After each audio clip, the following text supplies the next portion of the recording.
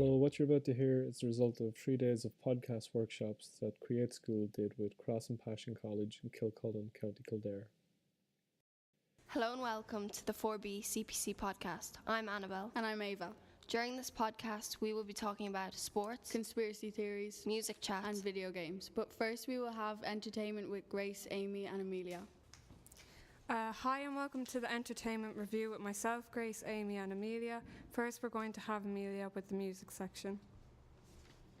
Today I'm going to talk about The Greatest Showman soundtrack, written by Ben Pasek and Justin Paul, who also wrote the music for the movie La La Land. Beginning to end, I think that the album is amazing. When it comes to reviews, 94% of people who listened to the album gave it 5 stars, with only 1% giving it 1 star. A person said, "The numbers in The Greatest Showman have dance pop fire that keeps you hooked." And I completely agree. Over a year later, I am still listening to and loving the Showman album. I think the writers deserve every Grammy, Golden Globe and Oscar that they have been nominated for or won. What's your opinion, Amy? To be honest, I found the movie exciting, passionate and really enjoyable, but I'm sick of the songs, especially This Is Me, Never Enough and The Greatest Show. I do agree in some aspect because This Is Me has been played on the radio too much, but I don't think I could ever get sick of the album. What about you, Grace? In my opinion, the singers are brilliantly talented and the songs are well performed, but I feel as though the songs are overplayed and annoying at this point. So the general consensus is that you both liked the soundtrack initially, but it has since become overplayed. And now we have Amy with the TV section. Why, thank you, Amelia. The show I am going to be talking about is Friends. You either love it or hate it, there's no in between. Friends is an American sitcom that first aired in September 22nd, 1994, and since then it has taken the world by storm. 6 friends go through their daily lives with all their ups and downs. The main characters are Rachel, played by Jennifer Aniston, Chandler, played by Matthew Perry, Monica, played by Courtney Cox, and Joey, played by Matt LeBlanc, Phoebe, played by Lisa Kudrow, and Ross, played by David Swimmer. My overall opinion of this show is that it is amazing, as it brings you through the emotions. It makes you sad, and then seconds later you're on the floor crying with laughter. They also have very catchy one-liners, like Joey's "How you doing?" and the reoccurring joke of Phoebe's "smelly cat." So Amelia, what do you think? I think that Friends is one of the most perfectly written comedies of all time, and I think the writers managed to create a comedy series that suits all types of humour. Can't disagree with you there, Amelia. And Grace? I feel that the show was wonderfully written, like Amelia said, as it has moments that can touch your heart, but is filled with times that will make you fall around laughing on the floor. And last but not least, we have Grace with movie entertainment. The Young Offender follows 2 boys called Jock Murphy and Connor McSweeney, and it shows their story of trying to find and obtain a barrel of cocaine. This movie is great because it has great humour and is very witty, but I would not recommend it to anyone younger than 15. However, it also has an emotional side that people can relate to, and I think overall it makes the movie better. Amy, what's your opinion of it? I think this movie is great, as it has a lot of laugh out loud moments and it is very realistic in the way that they act. And you, Amelia? I think that The Young Offenders is one of the best comedies to come out of Ireland in a very long time, and I can't wait to see what they do next. That's all from us. Thank you, girls. Next we have music chat with Roisin and Abby. Hi, my name is Abby. And my name's Roisin, and today I'm going to be talking about my favourite music artist, and his name is Drake. So Roisin, why do you like Drake so much? I love Drake's music because I love R&B, hip-hop, rap and pop, but I also love all of his lyrics about love and hate and social issues in the world. Yes, but he's also had a lot of lyrics that don't make sense and aren't very good. That is true, but I suppose I just love the sound of his music more than anything else. But he's been very successful, hasn't he? Yeah, he's been so successful in the music industry, having many #1 hits including In My Feelings, Nice for What, God's Plan, Work and One Dance, and he's also had 32 songs reach the global top 10 charts. My favourite artist is Post Malone. Post Malone is quite similar to Drake in relation to the genres of music they both sing. And he's only come into the media quite recently, hasn't he? Yes, he recently got very popular with his hit #1 Rockstar, Psycho and Better Now. His lyrics are very popular to everyone. Yeah, I love his lyrics personally, the way he incorporates his life into the songs. Post Malone recently went through a breakup and he has made the songs to express his feelings. I've also seen that Drake has brought Post Malone out on stage to perform at a few of his concerts recently. Yes, he has once or twice. Think of how good it'd be if they made an album together. We're really looking forward to seeing new music from these two in the future. Thanks for that, Roshan and Abby. I'll be sure to check those artists out. Next, we have a discussion about conspiracy theories. What do you think about conspiracy theories? I'm not sure about that one. We'll have to listen. Good evening, and welcome to the Gamer Zone, where we discuss all kinds of things, except video games. I'm your host, Dr. Darwin P. Hetherington III. And I'm Gary Coleman. Today we're going to discuss conspiracy theories. Gary, how was your day? Pretty good. I think I killed a man. So we're going to have our first guest on this morning. Please give her a warm welcome. Thanks for coming on. Care to introduce yourself? Thank you for having me. Yes, my name is... So tell us, what is the topic today? I would like to discuss flat earthers and their assumptions that... That's so cool. Thanks for coming on today. Whoa, Gary, have some manners. Let her... Okay, thank you. I'm here to discuss the ideology that the Earth is flat and how it's completely wrong. The idea that the Earth revolves around the sun was first proposed in the 3rd century. By then, the ancient Greeks had already figured out that the Earth is round, and had even calculated the size of the Earth as well as its distance from the sun and moon. However, the fact that the Earth orbits the sun allows us to conclude in several ways that the Earth must be spherical. For instance, the sun rises and sets. Since the sun does not move much relative to the Earth itself must be spinning around its axis in order for the day and night cycle to be possible. For the Earth to be spinning in this manner, it must be round. So this belief that the Earth is flat is simply preposterous. Okay, thank you for sharing. I think you have proven without a shadow of a doubt that the Earth is indeed Flat. I beg your pardon? It's obvious, really, because if you stood facing the North Pole, you should be able to see the planet Jupiter. But because the horizon is not curved, it is evident that I am correct. Gary, that is ridiculous. Of course. As Jupiter faces the South Pole. Wait, no. We're going to need to bring in some expert eyes. Mother? No, Gary. It's Dr. Helga Schnitzelbauer.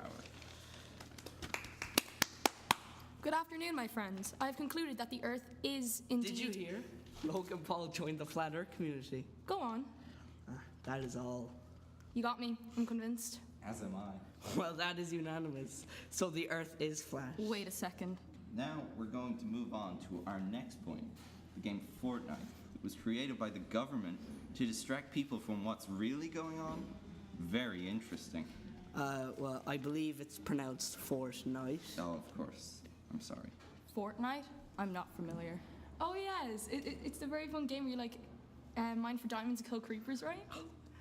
It's unanimous. The government is using Fortnite to distract people from what's really going on. Wait, what's really on to going... our final topic. And oh boy, you better strap yourselves in.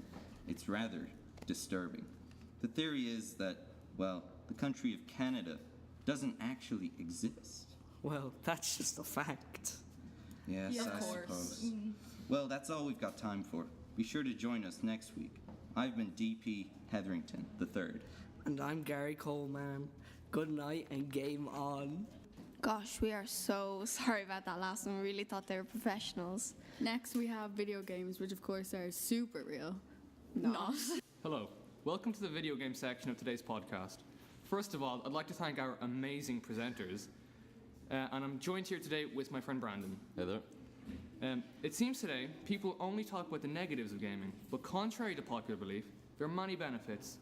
So Brandon, what do you think the positives are these days? I would say the positives are you could make friends online. You can learn new skills with video games, and it opens your mind a bit more. That's true. And I'm also hearing about like new games being released almost every other day now. So what I'd like to hear about is, what are your favorite childhood games, like classics? I'd have to say my favorite childhood game is Minecraft. Oh, that's a good game. Nothing can beat that. I love that game. Play for like hours every day in Spud's case. Yep. And what do you think will make a game good? I would say things that make a game good. I would say the graphics, definitely, but I would say the gameplay is the most important part. Gameplay, the most important thing, plus replayability. Yes. If you only play it once, that gets boring quick. Exactly, yeah. And with technology constantly improving, what do you think the future of gaming will be? I would say virtual reality would have to be the future, because there's just so much benefits and so many different things you can do. I agree as well. although it is costly today, I think that the future will be in virtual reality. With the way things are going now, I think consoles and maybe even PCs will die out as gaming platforms, and soon everyone will have a virtual reality headset instead. Yep. That's been our show for this week. Thank you for listening. Goodbye. Thank you. Thanks for that, guys. For our last segment of the day, we're going to head over to sports now. Thanks, Eva and Annabelle. Hi, I'm Jake. And I'm Dylan. And today we'll be interviewing Keane and Ross about football. Welcome to the studio, lads. Thank you very much. So, with United being on poor form, who do you think it's to blame? The players or the manager? I'll go first. I think it's the players. I think Mourinho has a world-class record around the world, as proven with trophies. Won 3 trophies in his first season with United with top-class players like Zlatan. Once he goes, I think the quality's not there, and that's why you can talk about his philosophy of football, being defensive and all, but it worked at Chelsea and Inter and Madrid. So I think it's the players that haven't worked for Van Gaal, and just like Dave Moyes as well. I would tend to agree. You have to say Mourinho has an absolutely unbelievable record throughout his career. And the players in every single match, you can see they're just not giving it all, and not even 50%. Like it's ridiculous to play for what everyone would consider one of the biggest clubs in the world, and to just not even give over 50% effort is just ridiculous. Can you say that? We're not giving about effort. I mean, they got a draw Chelsea. Yeah, they got a win out of absolutely nothing at Juventus. Yeah, but that's the thing. Those were the couple of games where they actually did put in over 50%. And Mourinho's tactics for those 2 games, the 2 of them were, to be fair, absolutely brilliant. Both counter-attacking. Both counter-attacking. Maybe that's the way the team should play. So then can you give out to the fans for always asking for attacking football? I'm a fan myself, and I've grown up watching United win absolutely everything, playing brilliant football, but sometimes, especially for the likes of Crystal Palace at home. Yeah, I know, but we just don't have the players that we just used to have, and that's the simple fact about it. The players. Speaking of the players, you think Pogba is? You obviously really, really highly rate him. Yes, I think he's an absolutely brilliant player, and go on, finish. And I just think he's extremely over-criticised by nearly everyone in the football world. Is he worth the money though? Well, is anybody worth money? Nah, that's a different question now. That's is it though? Playing, is he worth the money? Yes, I personally think in today's market he is worth today's market. So what does he do for you? That Ousmane Dembele was.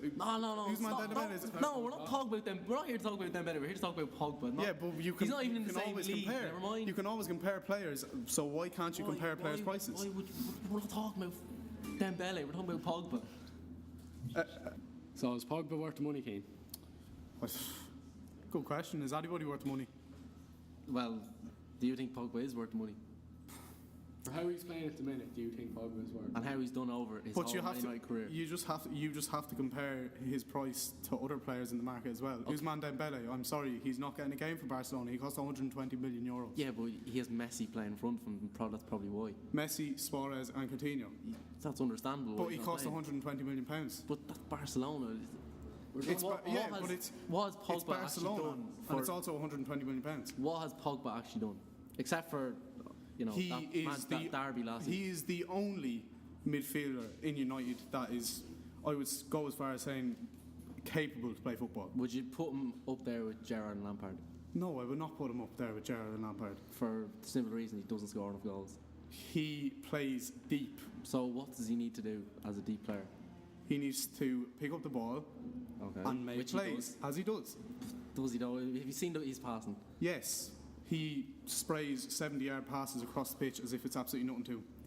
He is an absolutely brilliant player. From one side of pitch to another, sure, anyone could do that. No, Keane Reid could probably do that if he's got the strength in his leg. No, but they couldn't though. But with the accuracy Paul Pogba does, and the thing is, he picks up the ball and he never looks sideways or backwards. That is what every fan supporting their club has to appreciate. I've seen, and that's why United fans appreciate him so much. He would get the ball out and just ping it out sideways from the other side of the pitch to Valencia. Because he doesn't have any options going forward. He always looks forward. I didn't say he didn't always pass it forward. He always looks forward. Do you think he works hard enough? I don't think he works hard enough. No, I don't think his attitude is good. I think he's a brilliant player, but I don't think his attitude is good. Surely that links in with the price as well, doesn't it? It does. It definitely does. I'm not arguing with that. But I think Paul Pogba is one of the most talented footballers in the world, easily. Shall we move on from this question? What do you think about the Ballon d'Or? Who do you think deserved it, and do you think Modric didn't deserve it? Simple answer, Cristiano Ronaldo. I think we'll have to agree there. I think Ronaldo had a much more over a year, which is what the Ballon d'Or is over.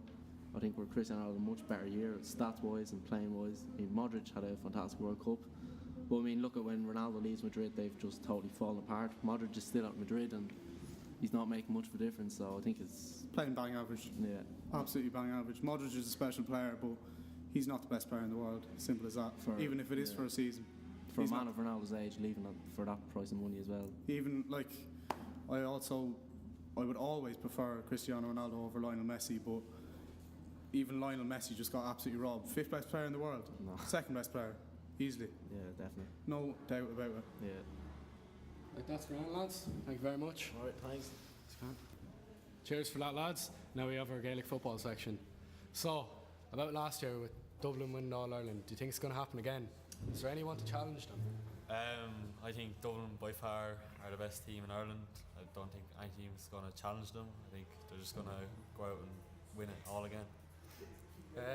My opinion would be the same as Alex's, because they basically have another team on their sideline. They're strong, fast and skillful, so I don't think there'll be a team out there that can beat them. Do you think it'll be as easy as last year? No, because it seems that like Mayo and Kerry, the likes of them, seemed like they were coming on a lot, so they'll give them a better game this year, hopefully anyway. What about Kildare? Do you think they've any chances getting anywhere? No chance either, and they're full forward now. He's after leaving as well, which was a big part of the team. So I don't think they'll have a good chance either this year. And I think Kildare might have a good enough chance this year with the youth coming through.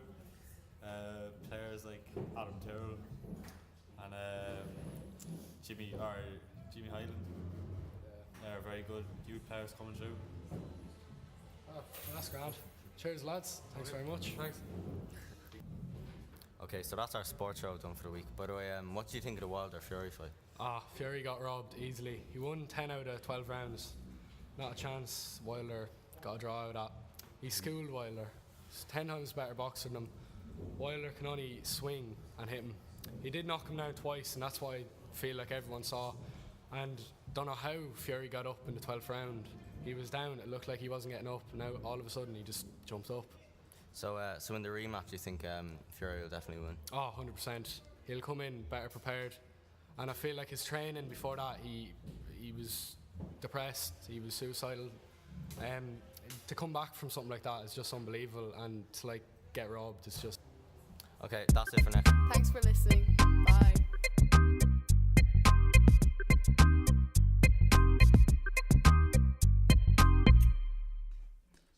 Hi, I'm Kai Ryan, and welcome to 4 E's in a Pod. And I'm Lorcan Greaves. And first up, we will have Spooky Sisters with Sinead and Sally.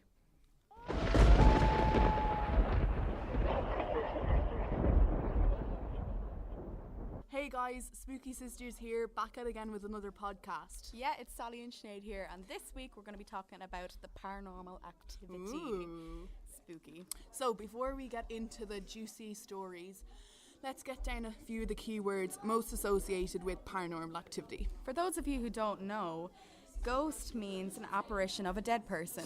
And haunted means a place frequented by ghosts. So where ghosts just hang around and stuff. Exactly. Yeah. You learned another thing today, I Sally, didn't learned you? a fact today that in America, when property is said to be haunted, it mightn't even be haunted, that the property value will go down by a quarter. So that's a big amount. Serious. Yeah. So that just goes to show that the word haunted kind of scares people away a lot. And it's for a good reason. I mean, some of these stories we have are quite scary. I'll read one out for an example just now.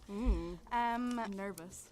So the first one I have is the Villisca Axe Murder House. So basically on June 10th, 1912, Josiah and Sarah Moore, their 4 children and 2 guests, were flogged to death inside of their quiet home. The crime remains unsolved, and no running water or electricity provides that special ambience for many who have shelled out over $400 to stay for one night. A lot of macaroonies. Yep. But visit at your own risk, Sally. Oh, gee, in 2014, a paranormal investigator who booked a room wound up stabbing himself to death by the Oh, morning. Lord. Yeah. Poor man. I know. It must have been pretty bad in there. Do you have another one? No, I do. I'm going to read out Okay. a juicy one. Okay, so Kate Batts believed John Bell cheated her out of land. Lying on her deathbed in the 19th century, she swore she would haunt John Bell forever. The Bell family experienced physical attacks, heard chains, can't believe that, being dragged across the floor, noises in the walls, and saw odd-looking animals on their farm. Odd-looking animals, Sally? Well, wait until you hear this, Sinead. Such as a dog with a rabbit's head. A dog with a rabbit's head? Never seen that before. No. Today, you can tour the property cave and cabin and stop by for some of the annual Bell Witch Festival, named after the cursed man and his family. Well, he's got a festival after him now. At least that came out of That's quite a nasty interesting situation. Yeah, I think we have one more here. Okay, finish off with this one. The drama that the Schneideker family experienced in their family home and a former funeral home in the 80s was popular enough to be turned into a popular horror flick in 2009 called The Haunting in Connecticut. The parents were brutally abused, and the young child was visited by a creepy old man with long black hair and a grey beard. Wow. That is quite the sight. That I'd is say. movie worthy. The Schneidekers died out, and the family now living in the once haunted house say it was spirit free. Was the house ever haunted? I think the Schneidekers may have been the problem in that one. Yeah, because the second the family leaves, all of a sudden the house isn't haunted anymore, so that does raise the question. So, Sally, how do you feel after that? I mean, before I wasn't really a believer in the paranormal, but after reading those stories, I think it's very difficult. convincing. Yeah, it's difficult not to. Yes, well, I still have my doubts, but I would be convinced over those stories now. I'd love to hear what you guys at home think. Yeah, send in your text messages. Yes, and also suggestions for next week's podcast would be very helpful. We're running short on ideas, aren't we, Sally? Yes, and on time. So on that note, we'll see you later. We've been the Spooky Sisters.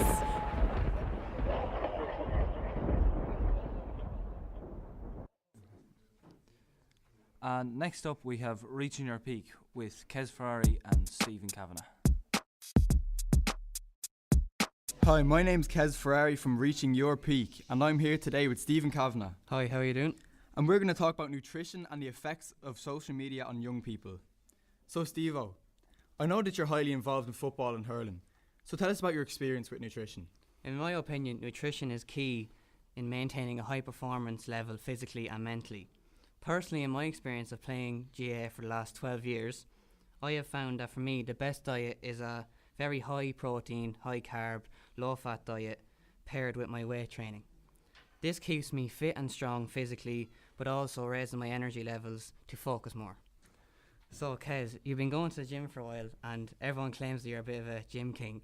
In your experience, what has worked for you nutritionally? Well, in my experience, I've used a lot of diets. But the 4 diets that keep coming up for me are the Zone, Keto, Atkins and intermittent fasting diets. My personal favourite is the intermittent fasting diet. That must take a lot of commitment, so would you tell me what is involved with it? Well, in intermittent fasting diet, what happens is you fast for 16 hours a day, and then the 8 hours left, you have to get all your calories in. But it's the same caloric intake that you usually have. So what it does is in the 16 hours that you're fasting, you lose fat and it's burning calories. Then the 8, you still get to be satisfied at the end of the day with what you're eating. But personally, I find it can be hard, but I stay motivated with the great results that I get at the end. Yeah, that must take a lot of motivation. So who would you recommend it to? Anybody with a strong mind, you know. And, if they want to get some hard-earned results and in fat loss, this is my go-to diet and I strongly recommend it. So that's worked for you, but a diet that I find easier to work with is the Zone diet. It involves keeping a balanced insulin and hormone levels. It's more manageable and realistic, so people might be able to maintain it for longer. And it includes 40% carbs, 30% proteins and 30% fats. I would consider it more of a lifestyle than a diet, and I would mainly use it on the off-season of GAA. Another popular diet I've heard of is the ketogenic diet, and it involves 0 carbs to promote low insulin levels. Insulin levels is what controls your energy, whether it stores that as fat or uses it up. I'm sure that's very good and it could work for people very well. Anyway, speaking of all these diets, what's your opinion on supplements and, people taking them to get bigger? And have you tried them before? I think that certain supplements have their own place. All these extreme mass gainers and pills that make you shredded are a load of crap. It's just marketing using hyperbole on the supplement's actual function and effects. But the extreme shredders are really just metabolism boosters, and the mass gainers are just protein with extra calories. So they're helpful, just not as much as advertised. So they really are helpful, but they just don't have the effects that they say they do. I think that the best supplements for me is vitamins and fish oils, as the fish oils gives you good skin, brain development, and it keeps your energy levels very high. I believe there's no negative to simple proteins, which are greatly useful as well. Stephen, let's talk about the impact of social media on young people. It can cause body image issues, mental health issues. How do you feel about it all? Yeah, I can understand it and relate to it. There's a lot of pressure now on young people to look a certain way and, be like these Instagram models, which, in fairness, a lot of their pictures are photoshopped. So they're basically giving people false, information and like a sense of security. And also relating to the supplements, they're also giving out, they're advertising these supplements and they don't care about what results you get. They just want to make their money from the companies that they're paying them. So do you agree with me? I totally agree with you. Young people get severe mental problems. And for those of you young people who can relate to this, go to St. Patrick's Mental Services or call 01 249 3333. I think that's all we have time for, Steve-O. It's been great talking to you. It was great talking to you as well, and we'll hand it back to the host.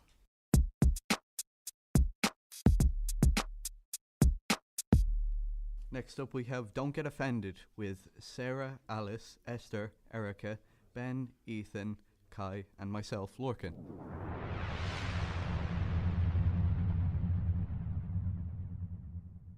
Good afternoon, planet Earth, and welcome to Don't Get Offended. God, this is going to get heated. You've got a lot to look forward to, folks. My name is Alice, and I am the mediator of this group of opinionated rejects. Topic of discussion? Aliens.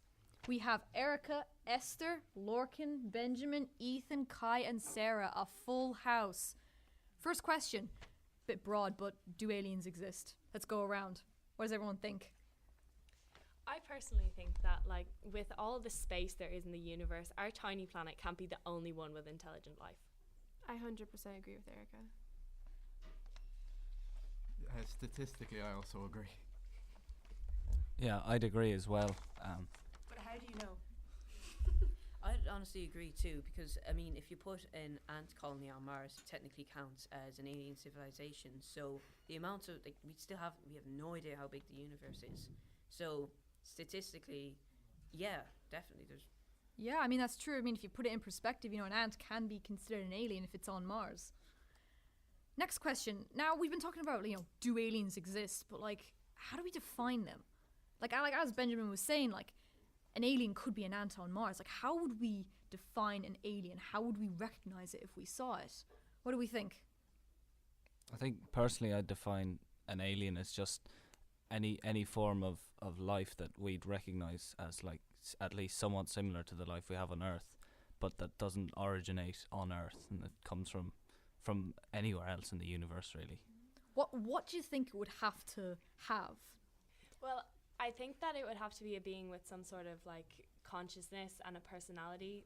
It would have to have a considerable amount of intelligence, similar to ourselves, to be classed as an alien per se.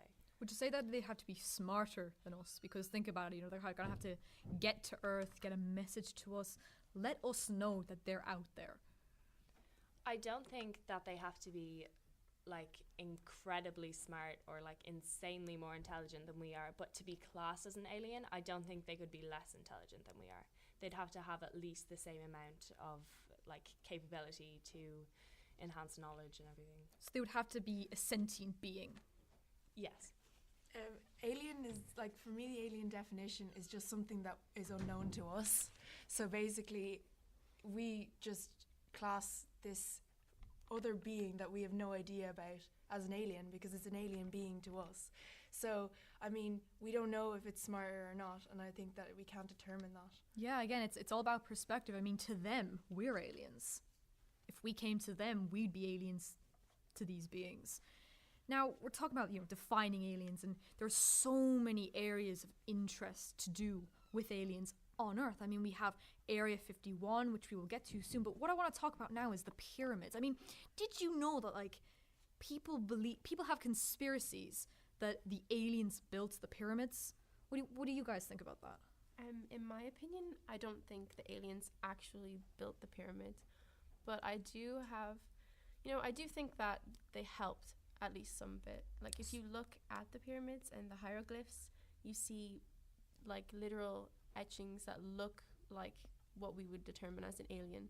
And even looking at Egyptians during the time, they how they would shape their heads was eerily similar to how aliens looked.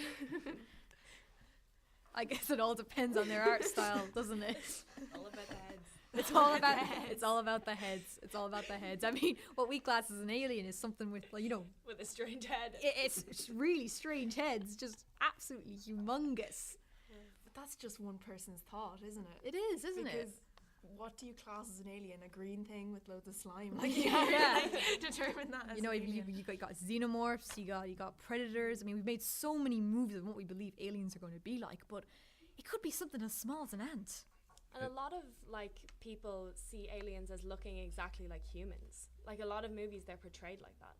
Yeah, the whole Star Trek approach, the whole Star Trek approach to it, which was they're all somewhat I can't remember the names of them, but literally just wrinkles on your forehead defines you as an alien rather than all Spock had was ears and a bowl cut. That made him an alien. Obviously, there was other things but it doesn't have to be that. It doesn't have to be slimy and tentacles, although it could be. There's really no bar for what it could be. Yeah. Bringing back this discussion to back to the pyramids. Why do you think aliens may have helped us in creating the pyramids? What gives you that? What do you think would give people that impression to create this conspiracy theory? I don't know. Maybe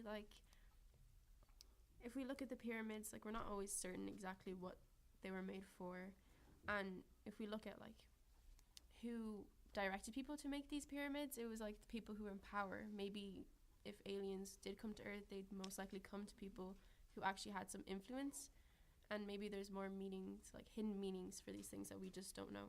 Well, the time of the ancient Egyptians was a peak time in human history. I mean, the amount of knowledge that they had was incredible. So I suppose that aliens would be to visit these places. Next question: why, if aliens really did help us build the pyramids, why obviously the Egyptians would have seen the aliens at that time. We know that. But why haven't we seen them now? Why haven't they come back? Is there something wrong with Earth? Is there a reason they left, if they ever did arrive in the first place? Why haven't we seen them yet? What do you guys think? One interesting theory that I seen was that Earth is actually quarantined. Death is a sickness. Death is, what's the word for it? A disease. A disease, yeah. Death is a disease, and Earth is quarantined from the rest of everything, and that just gets you thinking. So we're all just sick. Yeah. Oh. Well, thanks. I'm worried now. Sends a shiver down your spine. Another reason they might not another reason we haven't come into contact with them since they were with the Egyptians might have been because that back in those ages was the first time that they had come across the Earth. So they came down to the Earth and contacted the people out of curiosity to see what the Earth was like, and then maybe decided to help out, see if they could get anything, but maybe we just weren't very interesting. Maybe they didn't really have anything to provide. Personality cross. Yeah. We had a bunch of rocks. We were very boring as a civilization compared to possibly what an ancient alien race would have. Also, like we were saying before, we don't exactly know what aliens are actually, what they look like. So how do we know they aren't here amongst us? How do we know that they don't look exactly like us? And yes, they're how not here? do we not know that Erica is an alien? What about you, Esther? I think Alice is an alien. No. Yeah. Well, if we have any more speculation about that, I feel like, in my opinion, no one can really determine whether anything is out there. It's kind of like God as well. No one, unless you, well, in my opinion, unless I blatantly see something, then I'll believe, I guess, and then I'll say they exist. But I feel seeing is believing. Yeah, basically. thinking that. But I feel like people just like to put a label on an explanation on things that they can't understand, that are like, is unfathomable, or, you know, you can't even think about how this could work or how this could happen, so they just blame it on, you know, anything else. Yeah, I'd say if aliens did come now, we'd all have a massive heart attack. We just wouldn't be able to handle the shock of it. We just wouldn't understand what's going on. We do like to understand as humans, don't we? Yeah, What would they want from us? Like, literally nothing. We have social media, Trump, a lot of corrupt politicians, Ireland, Korea, yes, atomic bombs. Well, it could be a topic of interest, I suppose. They could probably use them against us. They probably just came here to try and stop doing what you're doing with their planet. You're messing it up. Just stop. We could inhabit this one day. Get off. Come with us. We'll bring you home. Now, there is a paradox that was thought up by Enrico Fermi, and it's called the Fermi paradox, and it's called the Great Silence. Now, it's kind of what we've been talking about. The universe is so big, and it is probable that aliens exist. This is why we're talking about it. But why haven't we come across them now? If, like, the universe is so big, if they do exist, why haven't we seen them now? Is there a reason? Is there something blocking them from reaching us, from communicating with us? Well, there's a theory, isn't there, that all civilizations have to pass. There's like a certain point where nearly everyone fails, or the vast majority of civilizations fail. For some reason, they destroy themselves, or they are destroyed by their surroundings, and as a result of that, this universe is silent. But I suppose if one supposes that that's the reason that the universe is silent, the biggest question then is that behind us, or is that in front of us? And if that's in front of us, you know, it could be something that we're facing now and we just don't realize the severity of, like a lot of things are at the moment coming up about global warming and that. And is that possibly one of the kind of the great filter that destroys civilizations at a certain point, or the vast majority of them are destroyed? Well, it's certainly an interesting thought. I mean, if we're facing extinction, there's really no point in pondering about whether we're going to see aliens, because obviously not. I mean, if they've died out, maybe Area 51 has their bodies. Well, there are a lot of theories. Like, there was one man, I can't remember his name now, but he said, like, that he worked with aliens in there. Like, he could have just been on drugs or something. Like, it's a good theory. Again, it's all perspective. Yeah. You know, you could be having hallucinations about aliens, and someone would run around screaming, going, they really exist, but really he was just on LSD. So yeah, how can you trust one guy, you know? How can you trust them? I mean, it's true that physically Area 51 exists, but what's happening there? Well, we can't exactly find out. In hindsight, it's probably just an air force range, like they said. Perhaps. I feel like it goes back to the kind of the whole human thing of when we don't know things, we really like to, as a race, we really like to know things, and when we don't, we tend to fill in the gaps with whatever we can find. So like it That's where is conspiracy theories come from. Yeah, it is a very classified base, so we don't really know a huge amount of what's going on there currently. Like, we know some of the history and stuff, but if anything, maybe the government's protecting us from it. Maybe they know there'll be massive uproar. Maybe they think our minds are too weak. Or maybe I think we're just all too nosy. Perhaps. Maybe they're just dealing with illegal aliens there, and we're just reading into it too much. We're just aliens. Well, lads, that is that. Do aliens exist? We don't have the answer, but I suppose that's what it's about. It's about speculating, questioning things that we may not have the answer to. We've given you our opinions. What are yours? Thank you for listening. We have been Don't Get Offended! Next up we have If You Could with Gareth, Rory, Finbar and Shane. Welcome to our segment called If You Could, and here we will discuss random questions about personal opinions. Example, if you could be an animal for a month, what would it be? If I could be an animal, I'd probably be a sloth, just 'cause they're lazy, and I'd like to be a lazy animal. If I could be an animal, I'd be a bird because I'd be able to fly around the place and I'd always would like to fly. If I could be an animal, I'd like to be a monkey because they get to climb trees and eat bananas and they're very intelligent creatures. If you had the chance to have dinner with any 3 celebrities, it doesn't matter if they're dead or alive, who would they be? My 3 celebrities would be Tom Hanks, Albert Einstein and William Shakespeare. I think they're 3 very interesting people and it'd be great to have dinner with them. My celebrities would be Stan Lee because he's one of the best comic designers in the whole world. My second one would be Stephen Hawking because he's one of the best physicists in the world, and my third one would be Russell Howard because he's very funny and he's very humorous and he's very intelligent. And he has got lazy eyes, so he's very easy to spot. I pick XXXTentacion because he has a very good beat to all of his music and he raps about mental health, which is a very big problem. He's not a mumble rapper, so it's very clear. Also Bill Gates because of how well he's done with Microsoft, and he's a very charitable person. He could give some advice on how to make money in older years. And Avicii because he was a very good DJ, and he got me into like kind of upbeat and techno music at the moment, and I feel XXXTentacion and Avicii could be able to make good music together. If you could eat only one food for the rest of your life, what food would that be? I'd probably have to go with potatoes 'cause they're the most versatile vegetable, 'cause you can have chips, roast potatoes, mashed potatoes, and you can have vodka as well. I'd have to go the same, yeah, potatoes, just the versatility and tastes good in any form, so yeah, potato. If I could eat any food, I'd eat KFC. It's just really good. I wouldn't have it either way. Yeah, I'd have chicken because like you can have like chicken balls, chicken breasts, chicken supremes. Just you can do everything with chicken. If you could ask one question that's never been answered, what question would it be? I'd probably question like what's after death. Like, do we just stay here or do we float around? Yeah, I'd probably if there's another like world out there, like outside of our solar system, is there another living planet somewhere, or another species or something like that? I'd like to know if ghosts exist or if that's just a conspiracy theory. Here's a bonus question that none of us have actually seen.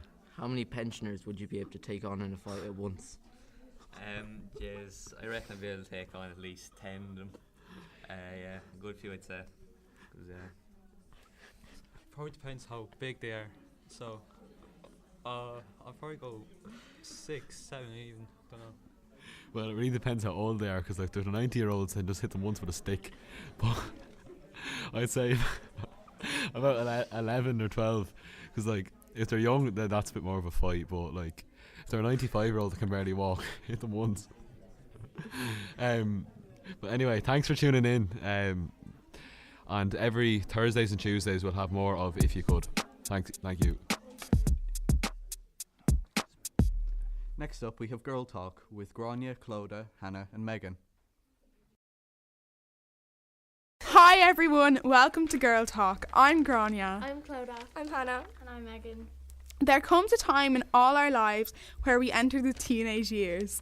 Things can get complicated and everyone has their own stuff going on. So we can only talk from our personal experiences and our point of view. This is Girl Talk Unfiltered. All our focuses today are going to be based on how us, as girls, feel like growing up in today's society. And so now we will be picking our first topic from the hat. And our first topic is clothing. As a girl, I feel like there's a lot of pressure around the clothes that we wear and what type of clothes we wear. There's pressure to have nice, expensive clothes, and there's also pressure not to wear clothes that are too revealing, because if you do, people will judge you. And if you wear clothes that is not showing enough, people will also judge you. I have one particular story when I felt very judged by my clothes. One day in school I wore a bright pink tracksuit into school, and I was a bit nervous because I wasn't really sure what people were going to say about it, but I didn't expect what people did say. So I was sitting in school and I basically heard a big group of boys laughing at me and saying it looked like I was wearing pajamas. And this knocked my confidence massively. And like, it's hard to get back up from that, and I felt very self-conscious for the rest of the day. And since I haven't worn them tracksuit again. I feel like once something like, or somebody, does something slightly different or outside the box, like wears pink tracksuit bottoms rather than navy or grey, like they're just instantly judged because it's different than what's like the norm. We shouldn't have to change what we wear for other people. If they have a problem, they can change. So, time to pick out our next topic. Our next topic is judge. People get judged on a daily basis, and they get judged by boys and they get judged by girls on clothes, on what you look like, on how many people you've been with, or if you haven't been with enough people or you've been with too much. This mentality is very damaging, that if you think that someone does something different, that it's automatically a bad thing. It's very hurtful to young girls and boys growing up thinking that they can't be themselves or do something different because they're going to get judged for it. Judgment is something that we experience like most likely every day, and it's a huge part of our lives in today's society. And I personally feel like judgment has affected me before because if I've been judged for like my style or something I do, like I'm going to change it if people laugh at me or something. Yeah. Now time to pick out our next topic. Our next topic is sexual assault. 1 in 3 women worldwide are sexually assaulted, and I think that's absolutely disgusting. Another statistic showed that 1 in 5 women who attend American college will be raped sometime in their life when they attend college, and that's just rape. It's not even sexual assault, and that's a serious matter. I don't find this acceptable in any way, and I think that we're going to have to find something to do about it. Yeah, people need to be educated about this subject more as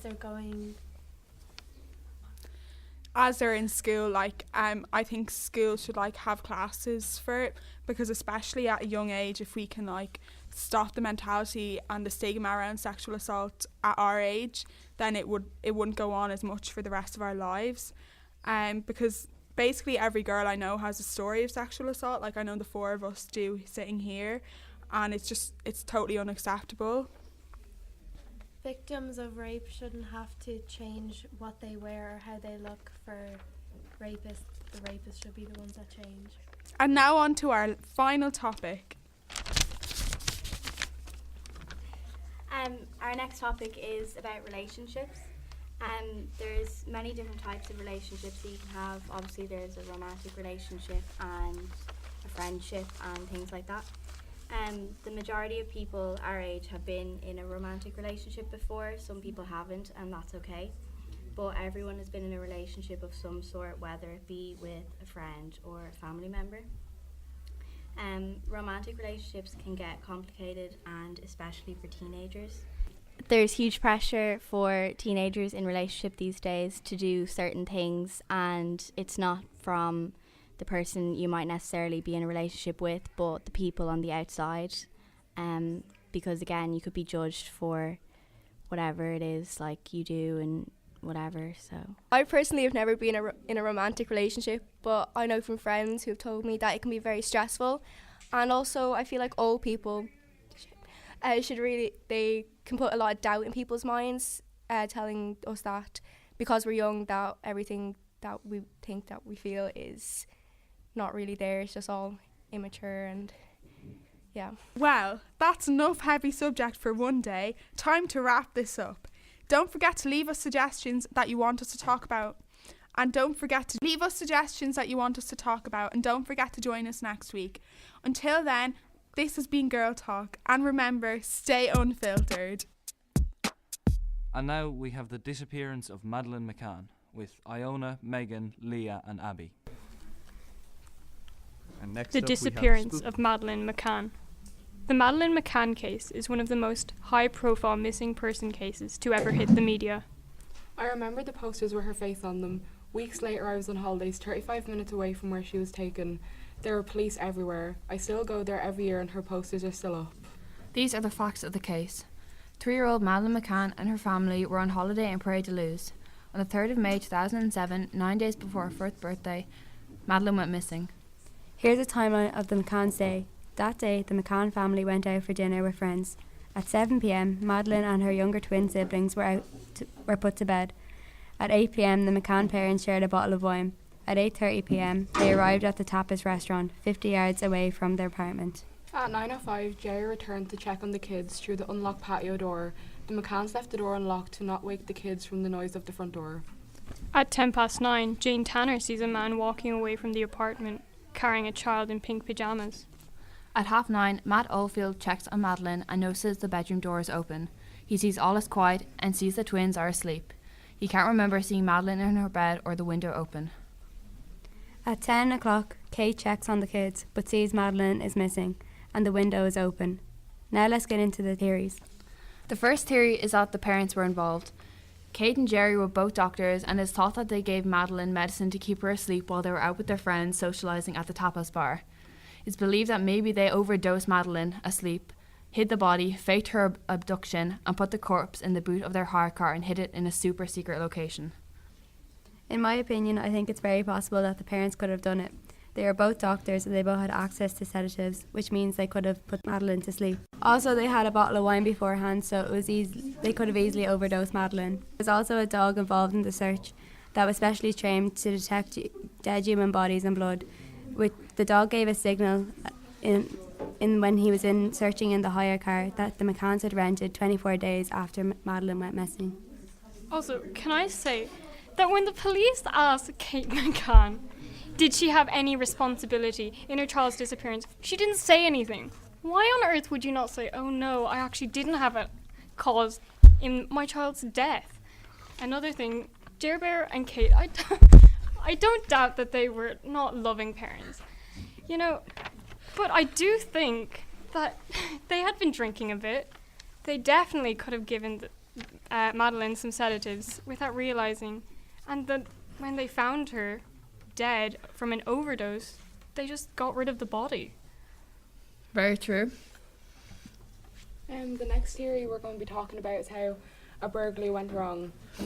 Burglars broke into the apartment and Madeleine woke up, so the burglars either abducted her or killed her. One thing I just have about this whole theory is that wouldn't they have left some evidence if they were in such a hurry to get out of there? Like, I'm pretty sure the parents checked every half an hour. So half an hour window, getting that child out and not leaving any evidence, it doesn't really make any sense. And the whole thing that they took Madeleine because they would have seen, their faces. She was a 3-year-old. What kind of 3-year-old actually remembers, oh yeah, this guy, he was 5'6", he had very bushy kind of eyebrows. It's just not something that happens with a 3-year-old. Also, why weren't they wearing ski masks or something to hide their identity? They were, climbing into a house. They were breaking into it. What? There was a source that said that at the time of Madeleine's disappearance, there was 36 sex offenders in the Algarve, which could mean that she was either killed or abducted by a local paedophile. This could, leave us to believe that this theory could be true. That's a lot of evidence to back it up. Another theory that I strongly believe is true is that Madeleine was abducted by slave traders or paedophile child traffickers. This theory suggests that a Belgian paedophile ring placed an order for a young girl and that they may have even taken a picture of Madeleine earlier to see if she would fit what they were looking for, and that she was put on a boat for Morocco. Personally, I think this is true because there were numerous reports of girls fishing Madeleine's appearance seen in Morocco, and Jerry and Kate went to Morocco to appeal for her to return. Morocco is also a trafficking route to Mauritius. And people that get kind of taken into these trafficking rings, they get really hidden in there really quickly.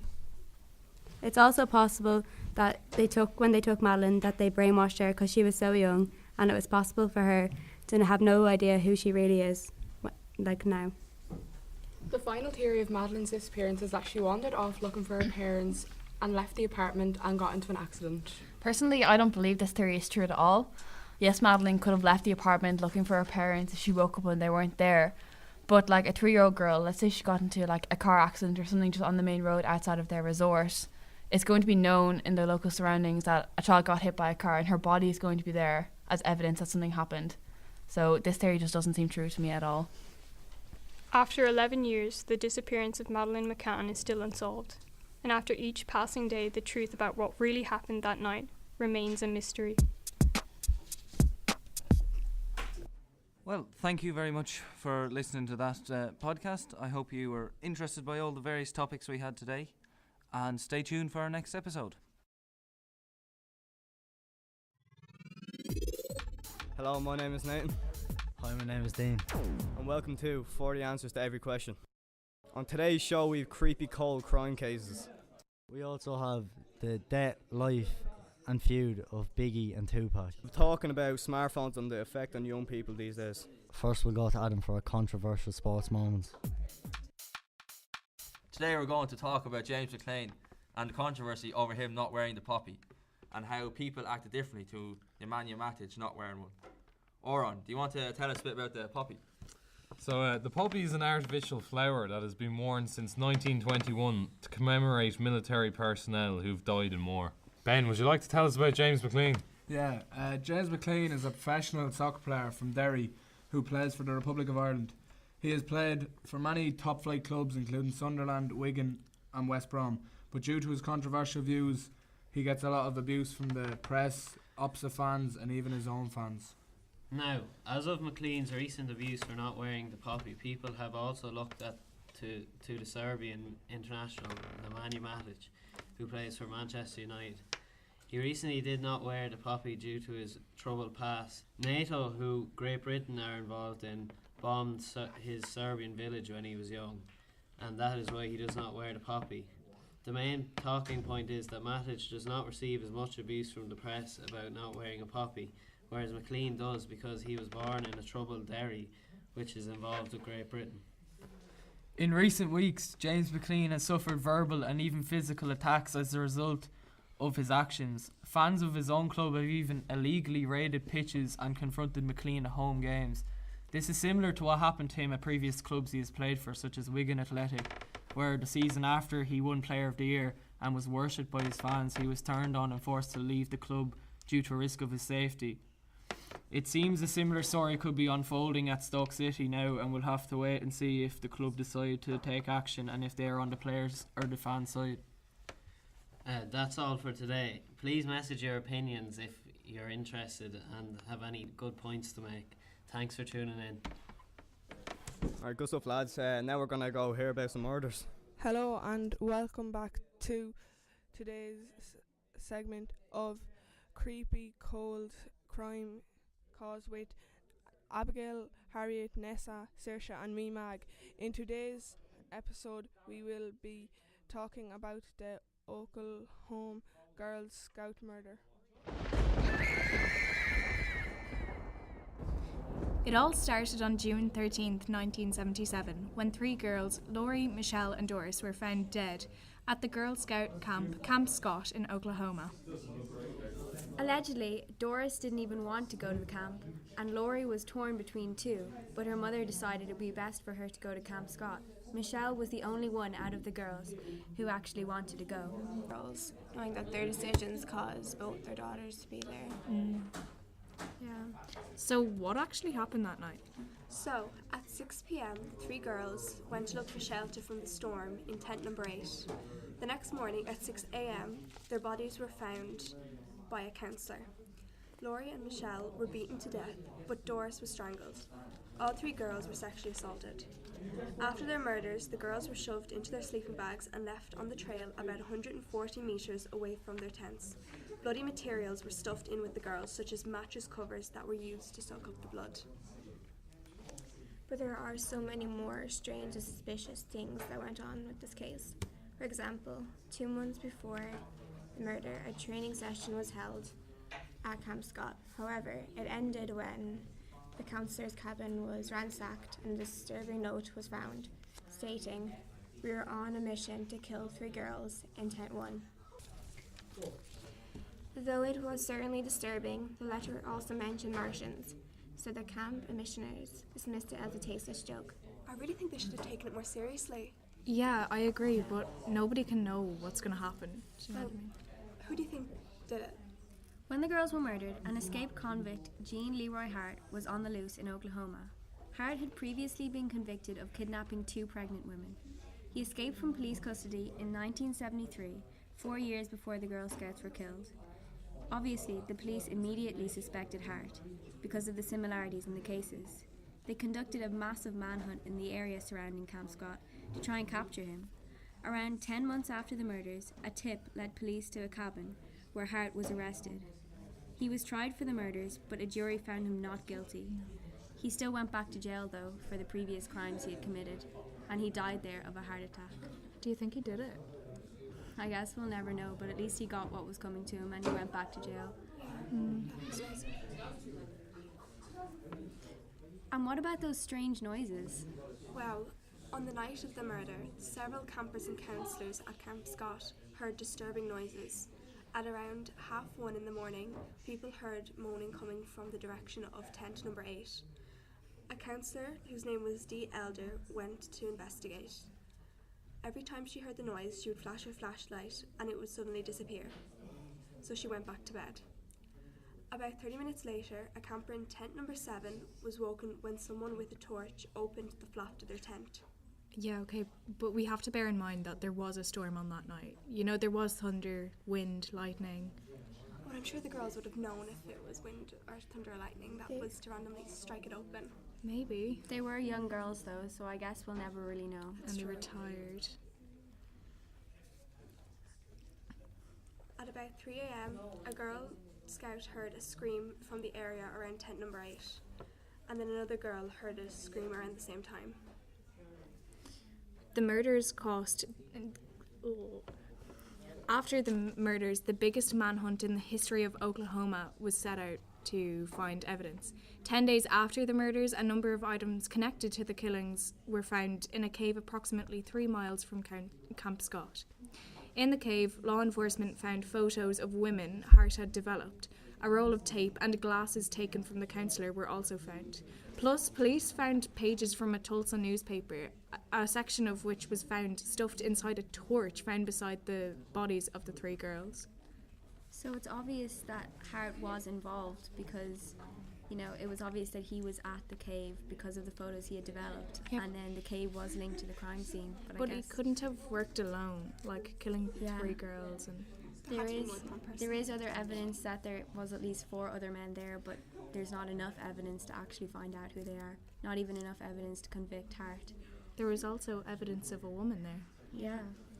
There was evidence that a woman may have been involved in the killings. In 2008, DNA tests were carried out, and the evidence collected from pillowcase found at the crime scene revealed a partial female DNA profile, which did not come from any of the 3 girls.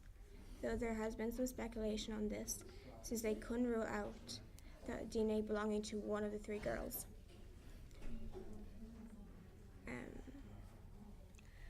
The FBI were also unable to rule out Jean Levi Hart as a person who left the bodily fluids at the scene, as they were unable to identify.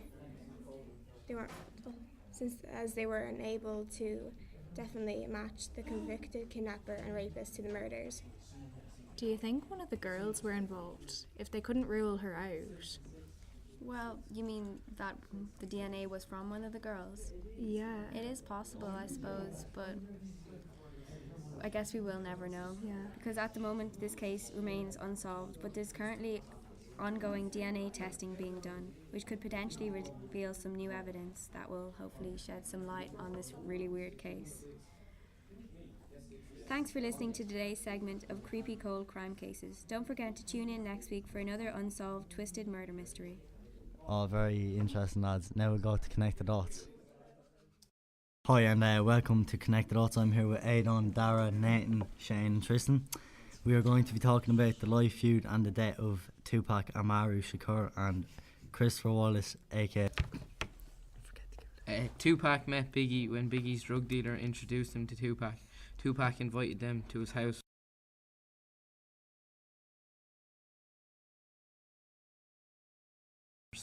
What did he cook? Steak and chips. He had Kool-Aid as well, didn't he? What a beautiful dinner. From there, Biggie and Tupac had a friendship, with Biggie staying with Tupac in California when he visited. Why did he go to prison? Tupac went to prison because he was accused of sexual assault against Ayanna Jackson. He was sentenced to 18 months.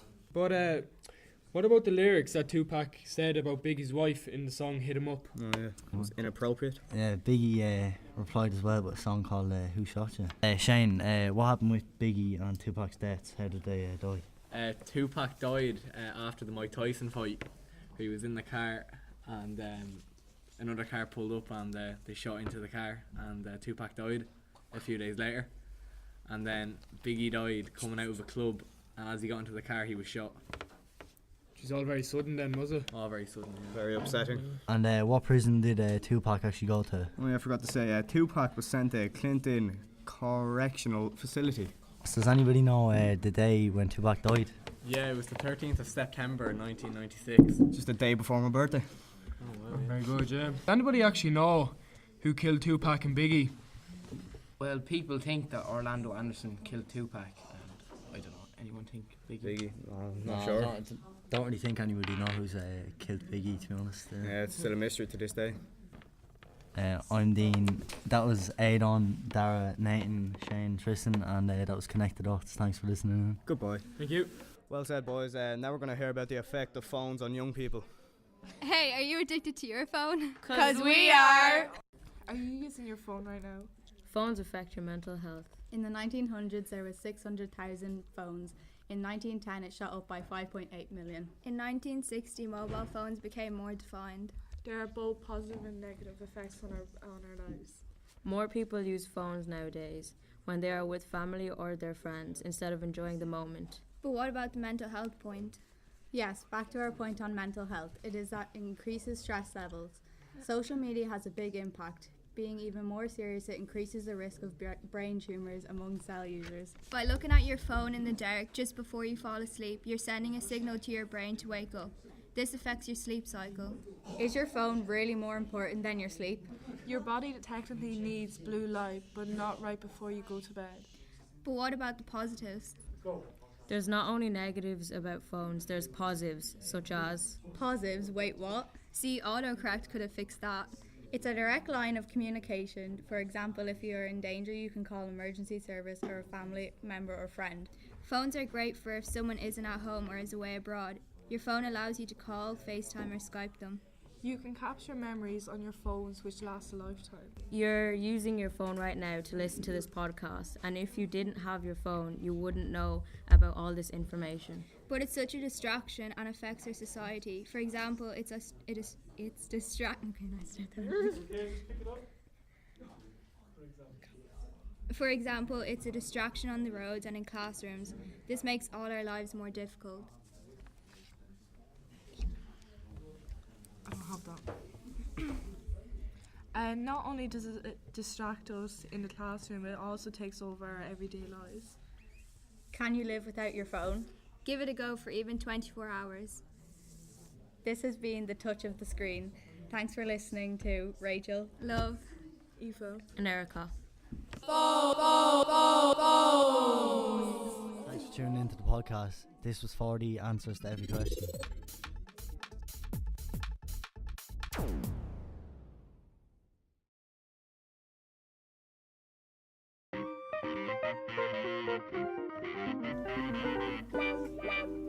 Hi there, you are in for a good podcast. My name's Rebecca Walsh. And I'm Emily Kelly.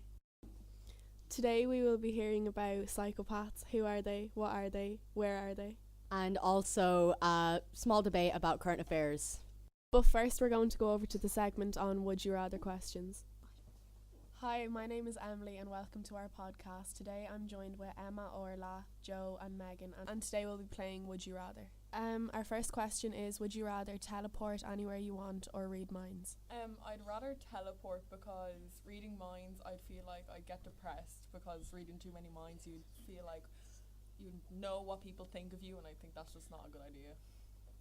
I'd rather teleport somewhere because I think reading minds is a bit personal and you wouldn't really want to know what everyone thinks all the time. I would rather teleport because I could teleport into a bank safe and rob money. Would you not think of reading minds to know what people are thinking and help them out if they're not feeling the best? Maybe yeah, kind of. That'd be a good idea. Alright, but I'd rather rob a bank. And Megan, what's your opinion?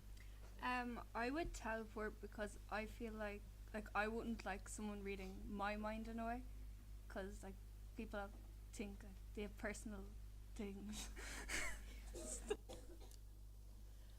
Okay, next question is, would you rather to be a role model to young people all over the world or have no bills for 10 years? I'd rather have no bills because it would just have such less of a stress, like financially, and you can just, relax and not have to worry about bills. Orla? I'd rather no bills as well, because being a role model for people is really stressful, and having no bills isn't stressful at all, so.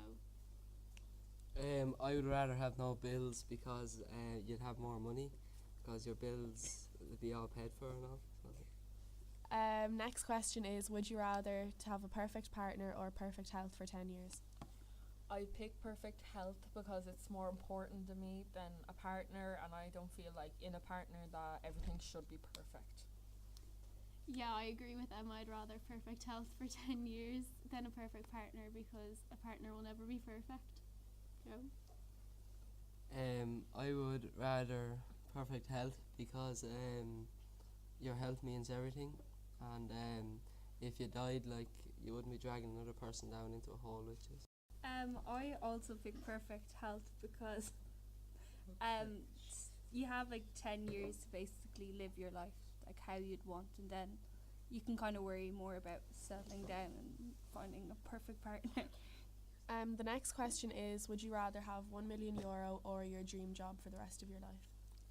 I would rather my dream job, because if $1 million wouldn't last my lifetime, whether my dream job would, and I'd be working with something I love and I'd still be getting paid good money, and I wouldn't mind. Orla? I'd rather my dream job, because the $1 million won't last that long, and it'd be better being happy with your dream job than just happy for a little short time with €1 million. I would rather have 1 million because you'd have the money straight there and then, and you wouldn't have to spend it all, so yeah. Oh, I would prefer my dream job, as the money you'd get from it is more of an accomplishment than money you'd be given, and $1 million would run out fast. Just don't spend any of it. But then I'll be put in the spot. For our last question, we have a wild card question. Would you rather travel to space for a day or win a championship trophy? I'd rather travel to space for a day, because it's kind of, for most people it would be once in a lifetime kind of opportunity, but winning a trophy is nothing. For me it's nothing, so. Orla? Yeah, I agree. I'd rather go to space for a day, because winning a trophy you can do at any time, whereas going to space you can't. Joe? I would rather win a championship trophy because it could be once in a lifetime. It could be the only one you'd ever get. So I would travel to space for a day because it's more of a new experience, and if you're to win a championship trophy, you'd kind of want to work with that yourself more than be giving it. So. Yeah, but what if it was an All-Ireland medal and you couldn't get? It's all. But it's up to it again. But it's up to the person to work towards it. So yeah, but you could try again the next year. But would you rather get it, not knowing? And that's all we have for today. Thanks for listening to our segment on Would You Rather. Some interesting choices there. Now on over to our Psychopaths segment with the Psycho Sisters.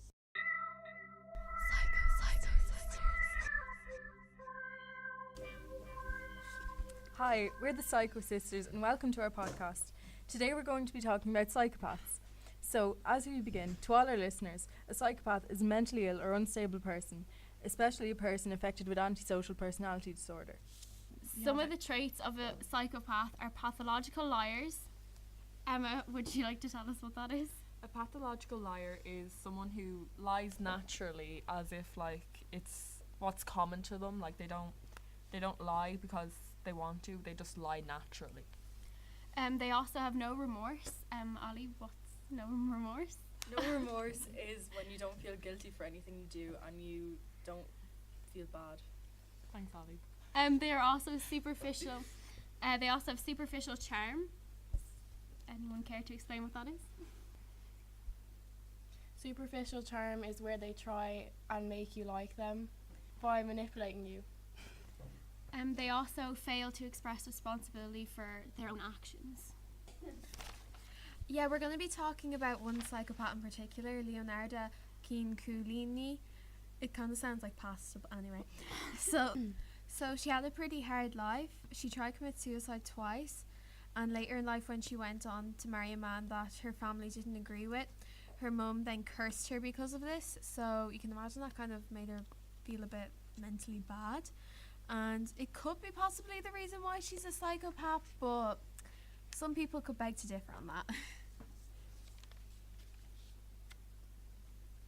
The way Leonarda killed her victims is she made sure that the girls told their friends and family that they were going on a teaching job away. Then she would give them drugged wine, chop them up with an axe, then put their bodies into a pot of boiling water and put all the blood in a bucket. She would grind the blood up with flour, eggs, sugar and chocolate to put into cupcakes and feed them to ladies that visited. She would also eat the cakes herself. With her last victim, she made soap out of her flesh and gave it to her neighbours. You say that so calmly. Yeah, I don't think I'd want that soap. I think anyone would. Yeah. Even though she cleverly covered her tracks, she had missed something. Unlike her first two victims, who had a little or no family, her last victim had a very nosy sister-in-law. She didn't believe that her sister-in-law had went on a quick departure, as she had seen her sister-in-law go into Leonarda's house. Immediately she reported it to the police. At first she didn't admit to it, but when the police started to suspect that it was her son, who she was protecting, she admitted to what she did. She pleaded guilty and was sentenced 33 years in prison. So what do we think of that case then? Very gruesome. I feel the whole like burning or like mixing her blood with the flour and putting it into cupcakes. Very intense. And giving Why? it to people who Was it visited. was it a way to get rid of the evidence? Yeah, you'd have to think like what was Yeah. going through her mind at the time and what made her do those things. I still find it funny her name sounds like pasta and she's from Italy. That's all we have today from the Psycho Sisters. And remember, next time you eat a cupcake, make sure to check what the ingredients are. Bye! And then we'll finish off with a heated discussion about current affairs.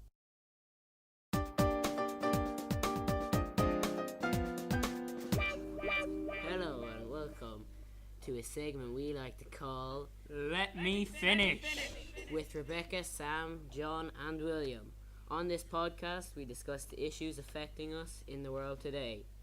We're going to start off with the topic body positivity. Sam? In my opinion, body positivity posters suggesting that people that are overweight and that is okay are baloney. I feel that people who are morbidly obese should not be told that is okay, as it has severe issues towards their mental health. I mean, and physical health. And on the other end of the spectrum, there are people who are underweight, and it affects them just as much. I mean, I'm not saying that people should become morbidly obese and say it's a good thing, but it goes both ways. I think we should just promote like a healthy way for everyone. Well, this is something we all have experience of, and like when I was younger, I was overweight, and it makes everything harder, whether it's your anxiety or sports. And after losing that weight, it feels so much better, and you cannot, if you want to compete and in sports, or it's be that heavy. Not to mention, being overweight causes lots of health issues. There's heart disease, diabetes, bone marrow issues, and it's not good that we as an anxiety can tell people to accept that.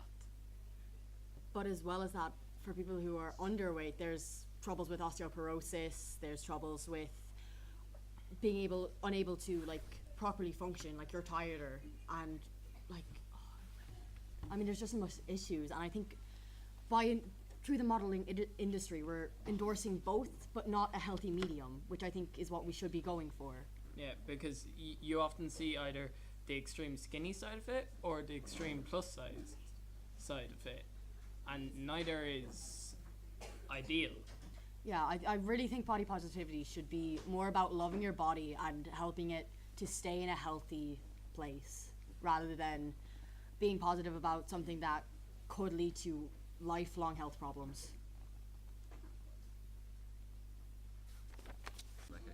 Let's go to our next topic, which is health system. And I have a lot of experience with that. In the past month, I've been in hospital about 5 times with therapy and surgery and all this for my wrist. And let me tell you, the health system is absolutely terrible when it comes to helping people with problems like mine.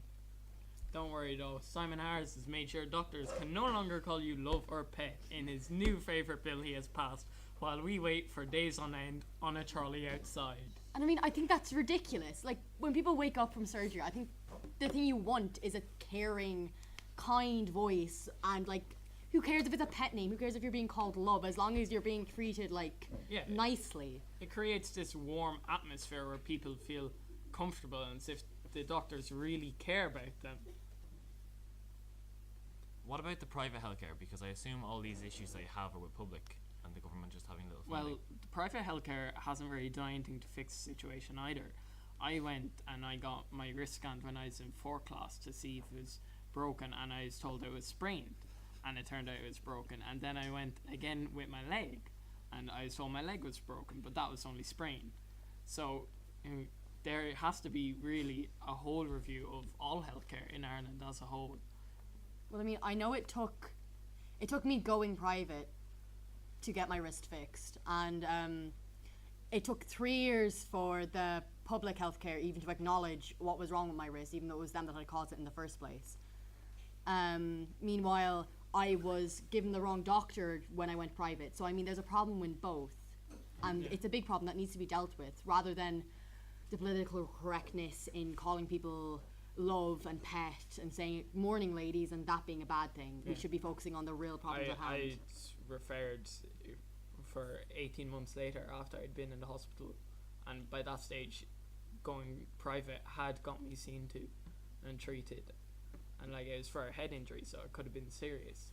So I can't just wait 18 months for them to get around to seeing me. And what do you think of A&E? Oh, that's a new story in itself. Yeah, it takes so long to get through just to get an X-ray done on your arm, and it might not even be broken, which I think is absolute. Well, you see, It's problem terrible. is A&E in Ireland is full of a lot of people who have tummy bugs. Not that, it's health implications due to they were out drinking and now they've gone and hurt themselves, and they take up a lot of beds that other patients could possibly need, whether they're seriously injured because they're out drinking and they got themselves hurt, or they're just throwing up and they're sick. Great image there, wow.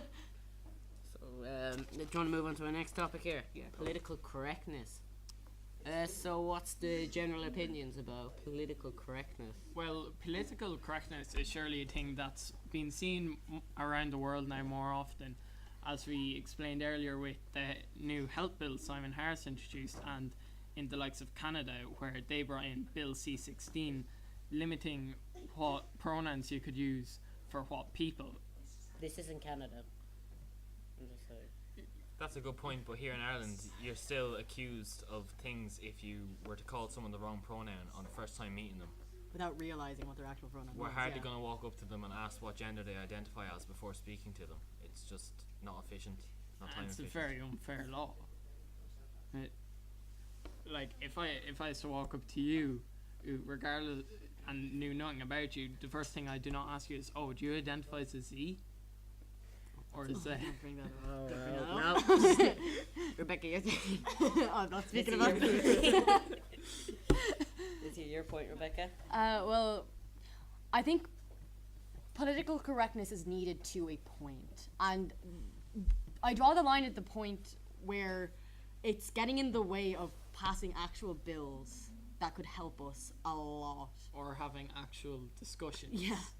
Because it can be very often used to just shut out an opposing point of view from a discussion if it's between a transgender and a non-transgender, or a male and a female, by saying you are not me, so therefore you cannot help with my problems, when in reality of the fact you could be shutting out another good potential opinion that might just have the solution you're looking for.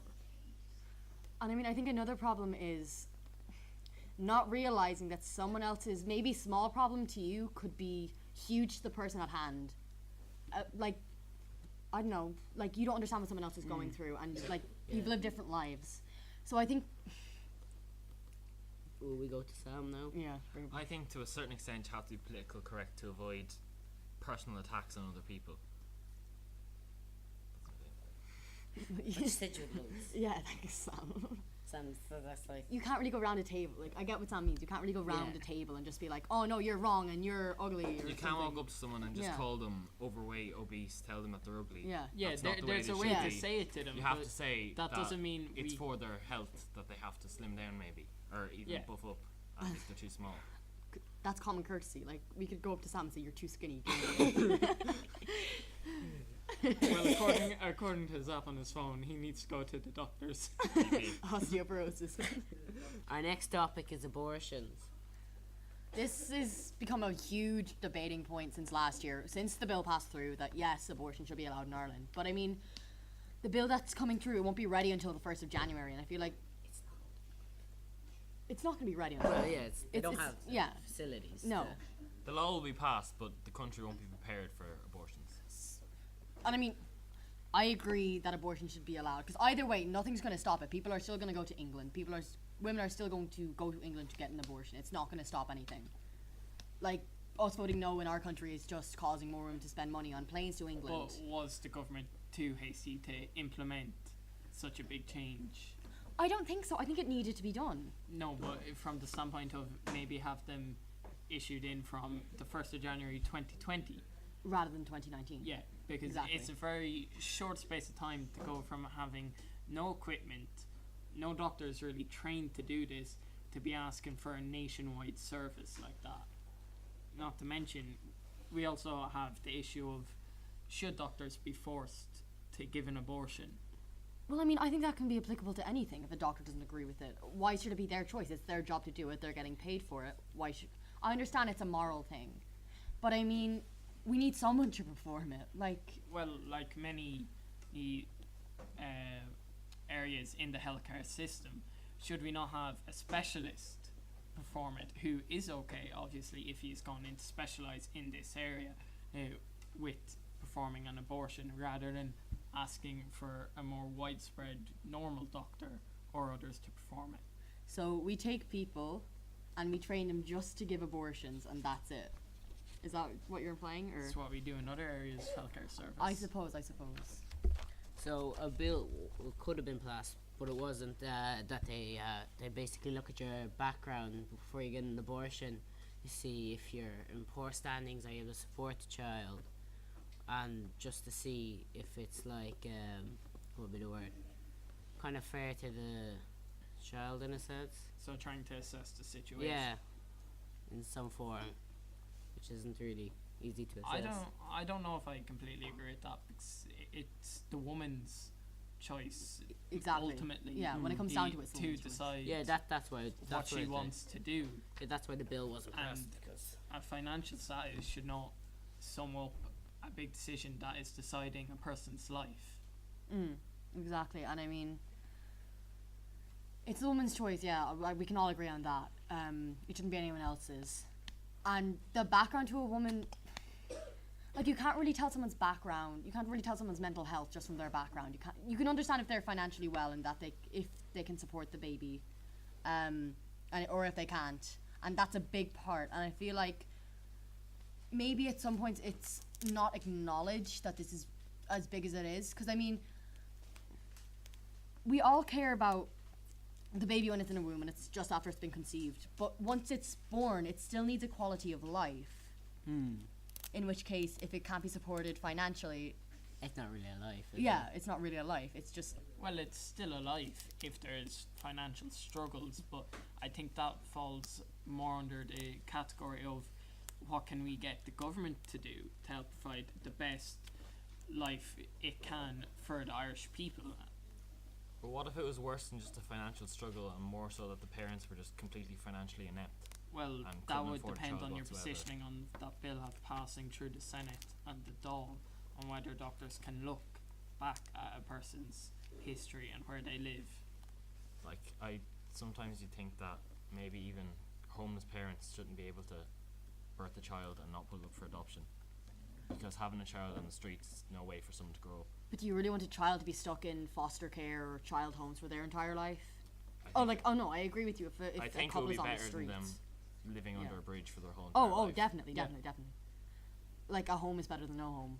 Yeah. But in any case, I agree with you that if you are not in the right place financially or mentally, like, you don't want a child being born into a household where it's going to be potentially abused. I don't think anyone should have to go through that. And, like, willingly allowing a baby to be born into that situation is in no way moral. So, in So- saying that, where would you have stood on this bill? Would you have wanted it to pass or not to pass? I'm not sure, because, see, in some circumstances, it can be a positive or a negative. And I'm not quite sure. Like, I wouldn't want people delving into my personal background if I was in their case. However, sometimes it is needed, so it's kind of like an on-the-fence kind of thing. So do you think the country will be ready to support abortions by the new year? I severely doubt it. No, the country won't be able to. You don't think it will? Don't have the doctors, don't have the equipment. Don't have the money or resources to And invest in it. And are people willing? Thank you for listening to our segment. Hope you have a great day. Let me finish.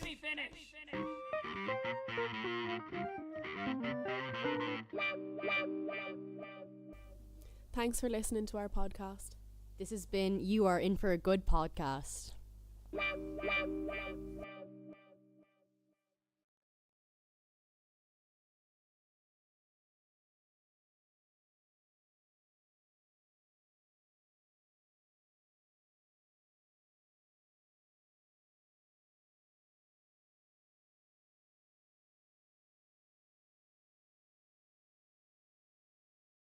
Hello and welcome to the 4B CPC podcast. I'm Annabelle. And I'm Ava.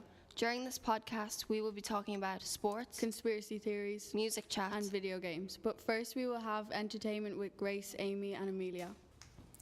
Hi and welcome to the entertainment review with myself, Grace, Amy, and Amelia. First, we're going to have Amelia with the music section. Today I'm going to talk about The Greatest Showman soundtrack, written by Ben Pasek and Justin Paul, who also wrote the music for the movie La La Land. Beginning to end, I think that the album is amazing. When it comes to reviews, 94% of people who listened to the album gave it 5 stars, with only 1% giving it 1 star. A person said, "The numbers in The Greatest Showman have dance pop fire that keeps you hooked." And I completely agree. Over a year later, I am still listening to and loving the Showman album. I think the writers deserve every Grammy, Golden Globe and Oscar that they have been nominated for or won. What's your opinion, Amy? To be honest, I found the movie exciting, passionate and really enjoyable, but I'm sick of the songs, especially This Is Me, Never Enough and The Greatest Show. I do agree in some aspect because This Is Me has been played on the radio too much, but I don't think I could ever get sick of the album. What about you, Grace? In my opinion, the singers are brilliantly talented and the songs are well performed, but I feel as though the songs are overplayed and annoying at this point. So the general consensus is that you both liked the soundtrack initially, but it has since become overplayed. And now we have Amy with the TV section. Why, thank you, Amelia. The show I am going to be talking about is Friends. You either love it or hate it, there's no in between. Friends is an American sitcom that first aired in September 22nd, 1994, and since then it has taken the world by storm. 6 friends go through their daily lives with all their ups and downs. The main characters are Rachel, played by Jennifer Aniston, Chandler, played by Matthew Perry, Monica, played by Courtney Cox, and Joey, played by Matt LeBlanc, Phoebe, played by Lisa Kudrow, and Ross, played by David Swimmer. My overall opinion of this show is that it is amazing as it brings you through the emotions. It makes you sad and then seconds later you're on the floor crying with laughter. They also have very catchy one-liners like Joey's "How you doing?" and the reoccurring joke of Phoebe's "Smelly cat." So Amelia, what do you think? I think that Friends is one of the most perfectly written comedies of all time, and I think the writers managed to create a comedy series that suits all types of humour. Can't disagree with you there, Amelia. And Grace? I feel that the show was wonderfully written, like Amelia said, as it has moments that can touch your heart, but is filled with times that will make you fall around laughing on the floor. And last but not least, we have Grace with movie entertainment. The Young Offender follows two boys called Jock Murphy and Connor McSweeney, and it shows their story of trying to find and obtain a barrel of cocaine. This movie is great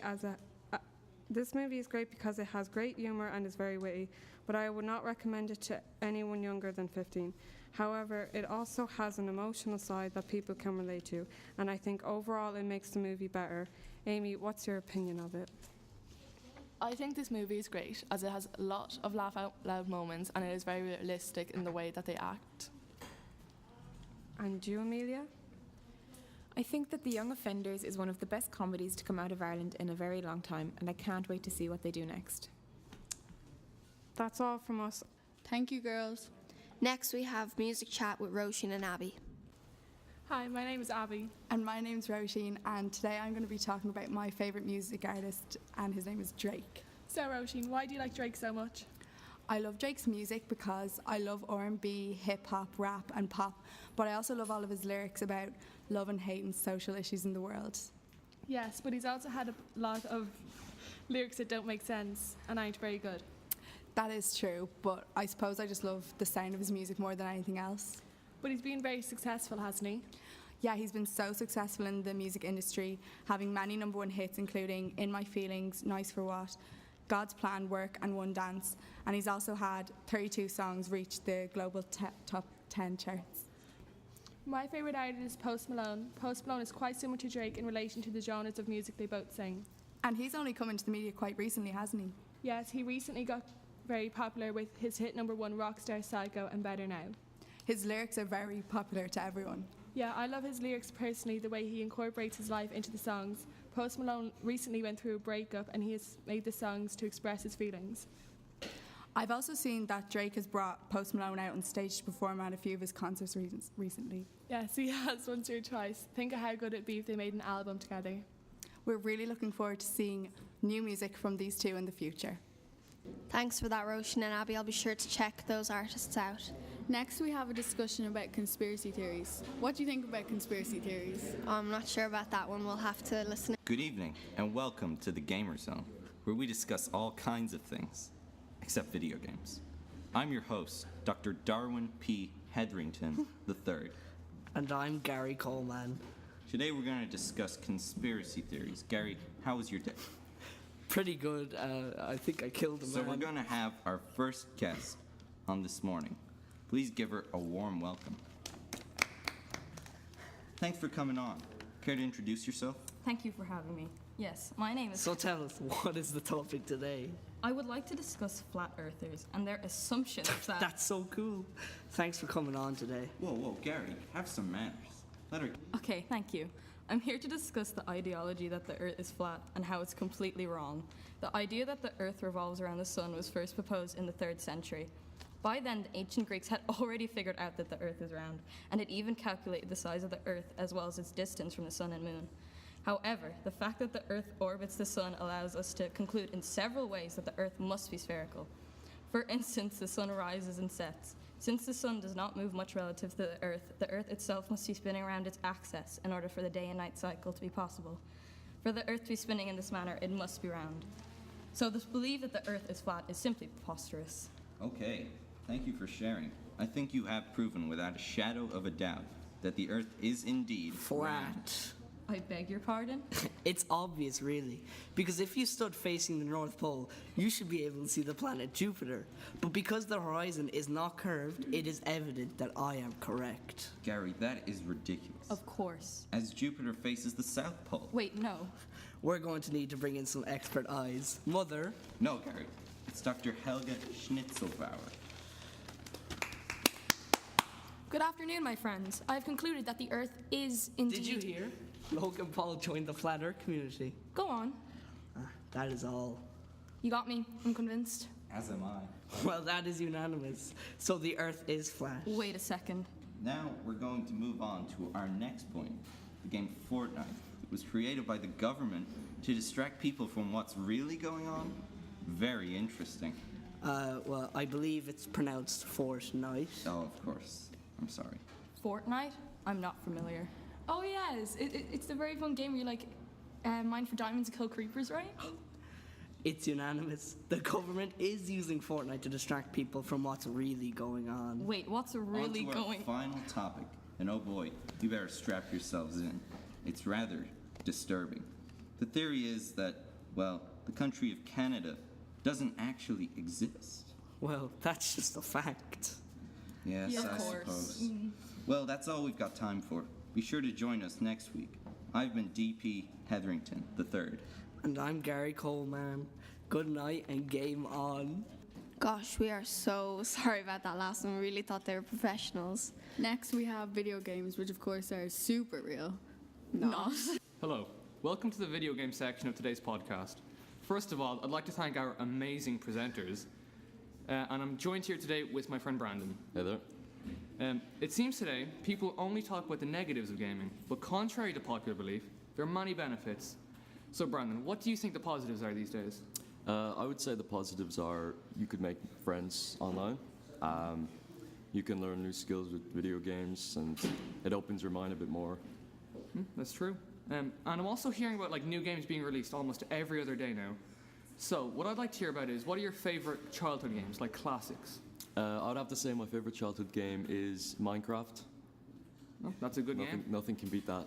I love that game. Play for like hours every day in Spud's case. Yep. And what do you think will make a game good? I would say things that make a game good. I would say the graphics definitely, but I would say the gameplay is the most important part.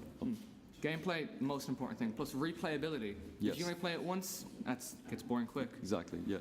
And with technology constantly improving, what do you think the future of gaming will be? I would say virtual reality would have to be the future, because there's just so much benefits and so many different things you can do. I agree as well. Although it is costly today, I think that the future will be in virtual reality. With the way things are going now, I think consoles and maybe even PCs will die out as gaming platforms, and soon everyone will have a virtual reality headset instead. Yep. That's been our show for this week. Thank you for listening. Goodbye. Thank you. Thanks for that, guys.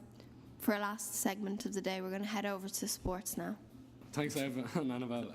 Hi, I'm Jake. And I'm Dylan. And today we'll be interviewing Keane and Ross about football.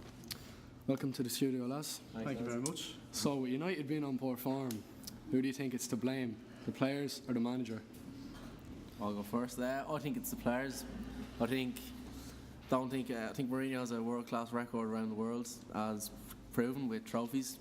Won 3 trophies in his first season with United with top-class players like Zlatan. Once he goes, I think the quality's not there, and that's why you can talk about his philosophy of football, being defensive and all, but it worked at Chelsea and Inter and Madrid. So I think it's the players that haven't worked for Van Gaal, and just like Dave Moyes as well. I would tend to agree. You have to say Mourinho has an absolutely unbelievable record throughout his career. And the players, in every single match you can see, they're just not giving it all, and not even 50%. Like it's ridiculous to play for what everyone would consider one of the biggest clubs in the world, and to just not even give over 50% effort is just ridiculous. Can you say that? Not giving about effort? I mean, they got a draw Chelsea. Yeah, they got a win out of absolutely nothing at Juventus. Yeah, but that's the thing. Those were the couple of games where they actually did put in over 50%. And Mourinho's tactics for those 2 games, the 2 of them were, to be fair, absolutely brilliant. Both counter-attacking. Both counter-attacking. Maybe that's the way the team should play. So then can you give out to the fans for always asking for attacking football? I'm a fan myself, and I've grown up watching United win absolutely everything, playing brilliant football, but sometimes, especially for the likes of Crystal Palace at home. Yeah, I know, but we just don't have the players that we just used to have, and that's the simple fact about it. The players. Speaking of the players, you think Pogba is You obviously really, really highly rate him. Yes, I think he's an absolutely brilliant player. And go on, finish. And I just think he's extremely over-criticised by nearly everyone in the football world. Is he worth the money though? Well, is anybody worth money? Nah, that's a different question now. That's No, that's is not he about, worth that's money? not, Is it though? For his quality Is it though? of playing, is he worth the money? Yes, I personally think in today's market he is worth today's 90 million market. pounds. So what does he do for you? That Ousmane Dembele was. No. Ousmane Dembele is. No, we're not talking about them. We're not here to talk about Dembele. We're here to talk about Pogba. Yeah, but you can. He's not even in the you can same always league. compare. Never mind. You can always compare players. So why can't you compare players' prices? We're not talking about Dembele. We're talking about Pogba. So is Pogba worth the money, Keane? Good question. Is anybody worth money? Well, do you think Pogba is worth the money? For how he's playing at the minute, do you think Pogba is worth? And how he's done over his But whole you have Man to. United career? You just have to compare his price to other players in the market as well. Ousmane Dembele. I'm sorry, he's not getting a game for Barcelona. He cost 120 million euros. Yeah, but he has Messi playing in front of him. That's probably why. Messi, Suarez, and Coutinho. That's understandable. But he cost 120 million pounds. But that's Barcelona. What has Pogba it's Barcelona, actually done? and it's also 120 million pounds. What has Pogba actually done? Except for, that derby last season. He is the only midfielder in United that is, I would go as far as saying, capable to play football. Would you put him up there with Gerrard and Lampard? No, I would not put him up there with Gerrard and Lampard. For the simple reason he doesn't score enough goals. He plays deep. So what does he need to do as a deep player? He needs to pick up the ball and make plays, as he does. Does he though? Have you seen his passing? Yes. He sprays 70-yard passes across the pitch as if it's absolutely nothing to. He is an absolutely brilliant From player. one side of pitch to another, sure, anyone could do that. No, Keane Reid could probably do that if he got the strength in his leg. No, but they couldn't though. But with the accuracy Paul Pogba does, and the thing is, he picks up the ball and he never looks sideways or backwards. That is what every fan supporting their club has to appreciate. I've seen, and that's why United fans appreciate him so much. He would get the ball out and just ping it out sideways from the other side of the pitch to Valencia. Because he doesn't have any options going forward. He always looks forward. I didn't say he didn't always pass it forward. He always looks forward. Do you think he works hard enough? I don't think he works hard enough. No, I don't think his attitude is good. I think he's a brilliant player, but I don't think his attitude is good. Surely that links in with the price as well, doesn't it? It does. It definitely does. I'm not arguing with that. But I think Paul Pogba is one of the most talented footballers in the world, easily. Shall we move on from this question? What do you think about the Ballon d'Or? Who do you think deserved it, and do you think Modric didn't deserve it? Simple answer: Cristiano Ronaldo. I think we'll have to agree there. I think Ronaldo had a much more over a year, which is what the Ballon d'Or is over. I think where Cristiano had a much better year, stats-wise and playing-wise. I mean, Modric had a fantastic World Cup. But I mean, look at when Ronaldo leaves Madrid, they've just totally fallen apart. Modric is still at Madrid and he's not making much of a difference, so I think it's... Playing bang average. Yeah. Absolutely bang average. Modric is a special player, but he's not the best player in the world. Simple as that. Even if it is for a season. For a man of Ronaldo's age, leaving it for that price of money as well. Even, like, I would always prefer Cristiano Ronaldo over Lionel Messi, but even Lionel Messi just got absolutely robbed. 5th best player in the world. No. 2nd best player. Easily. Yeah, definitely. No doubt about it. Yeah. Like that's grand, lads. Thank you very much. Alright, thanks. Cheers for that, lads. Now we have our Gaelic football section. So, about last year with Dublin winning All Ireland, do you think it's going to happen again? Is there anyone to challenge them? I think Dublin by far are the best team in Ireland. I don't think any team is going to challenge them. I think they're just going to go out and win it all again.